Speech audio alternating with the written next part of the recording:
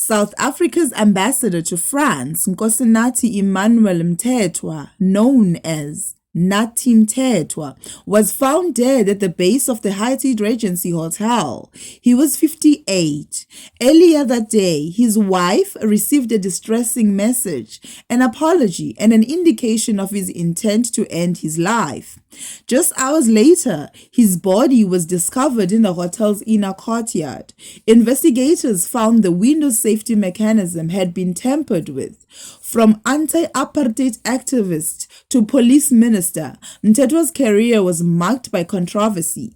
As police minister, he faced allegations of obstructing corruption investigations, particularly those linked to organized crime. Appointed ambassador in December 2023, he was tasked with strengthening France-South Africa relations. But his sudden death has reopened deep questions about his legacy and his central role in what many call the capture of South Africa's police.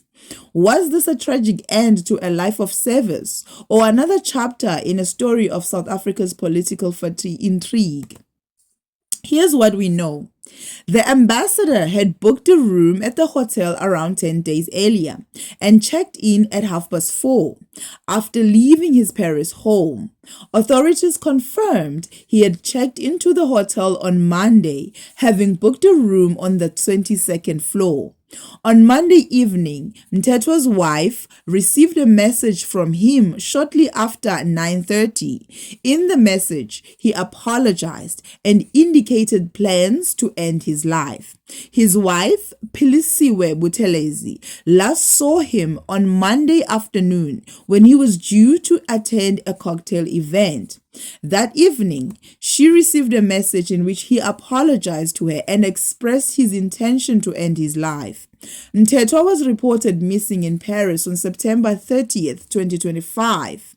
And just hours later, his body was discovered outside the Hyatt Regency Hotel. His lifeless body was found on Tuesday in the hotel's internal courtyard by a security guard. Mthethwas had served as South Africa's ambassador to France since December 2023. French prosecutors say there is no evidence of foul play, as no signs of a struggle or traces of medication or narcotics in his hotel room were found. President Cyril Ramaphosa described his death as a tragedy, but back home, the reaction is far more complicated. For some, he was a loyal ANC leader. For others, he was the political operator who hollowed out South Africa's police service, protecting the corrupt and silencing accountability. His death means many of these allegations may never be answered in court. Most of his family reportedly first heard of his death through the news, not from officials, and have publicly rejected the idea that he took his own life, demanding a full and transparent inquiry into the circumstances surrounding his passing. To understand the outrage, we need to revisit his time as a minister of police between 2009 and 2014. The height of state capture and Jacob Zuma's presidency. During these years, the South African Police Service and its intelligence division became deeply politicized. Instead of fighting corruption, law enforcement was often used to shield the powerful. Investigations stalled. Whistleblowers were intimidated, and key appointments inside the police were steered towards loyalty rather than competence.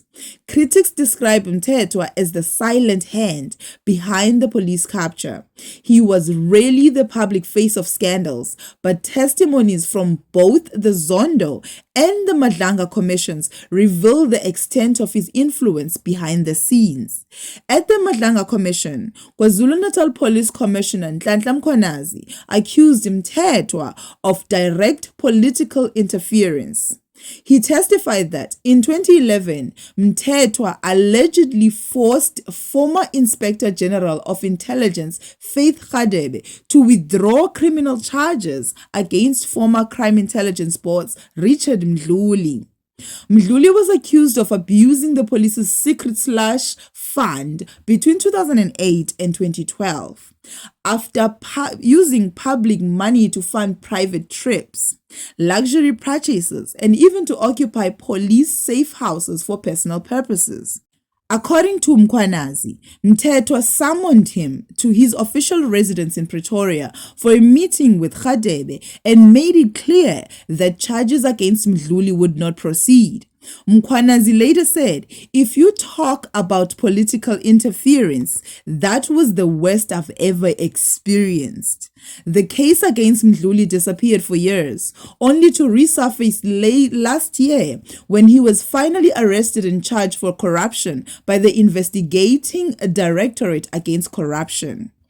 During the Zondo Commission, additional damning evidence emerged. Crime Intelligence Officer Janajai Naidu testified that funds from the Crime Intelligence Secret Service account were used to purchase a luxury Mercedes-Benz from Mthethwa in Durban in 2019. This suggested that Mthethwa not only protected corrupt officials, but personally benefited from funds intended for covert intelligence operations. Together, these testimonies paint a picture of a man at the center of a system in which the police and intelligence arms were no longer neutral institutions of law, but pillars in a corrupt political machine. Against this backdrop, Mthethwas' sudden death in Paris takes on even greater significance. French authorities insisted it was suicide, backed by the farewell message to his wife. But for many South Africans, it feels like history repeating itself. Another powerful figure implicated in state capture, leaving the stage before facing full accountability. The Mail and Guardian noted that investigative exposés into his role in police capture were imminent when news of his death broke, intensifying public frustration. For critics, this timing reinforces the perception that some of the architects of South Africa's security sector corruption may never face trial or scrutiny. His death highlights the unfinished business of state capture accountability. While the Zondo Commission laid bare political corruption during the Zuma years, few powerful figures implicated have faced real justice. Mthethwas' passing adds him to that list, another high-ranking official exiting without answering for the damage done. Meanwhile, South Africa's police continue to face challenges: understaffed, under-resourced, and struggling to regain public trust. Many argue that these ongoing issues are a direct consequence of decisions made under Mthethwas' tenure. The family's response had added another layer of complexity. They have publicly dismissed the suicide claims, calling them convenient and demanding a thorough investigation. Some family members report that they learned of his death through media reports before any formal communication from authorities, heightening suspicion. They stress that Mthethwa, who endured public scrutiny and even torture under apartheid, would not have taken such a step merely to avoid accountability. So, how should history remember Nathi Mthethwa? Was he a long-serving ANC politician who tragically ended his life in Paris? Or the man who quietly helped capture South Africa's police? His death leaves behind not only grief, but lingering questions of justice denied. It underscores how much damage was done to South Africa's institutions during the years of state capture and how little accountability has been delivered since. The police were hollowed out, public trust eroded, and ordinary citizens continue to bear the consequences. Ultimately, Mthethwas' passing converges personal tragedy with unresolved political controversy. His legacy may serve as a test for South Africa's institutions, whether they can insist on the truth even when powerful figures are involved. The family demands dual investigation both by French authorities and South Africa's Department of International Relations and Cooperation into the circumstances surrounding his death. Was this man a man in despair or a political figure escaping accountability as the web of corruption he helped weave finally closed in? Leave your thoughts in the comments. Do you believe the official narrative, or do you side with the call of a deeper inquiry?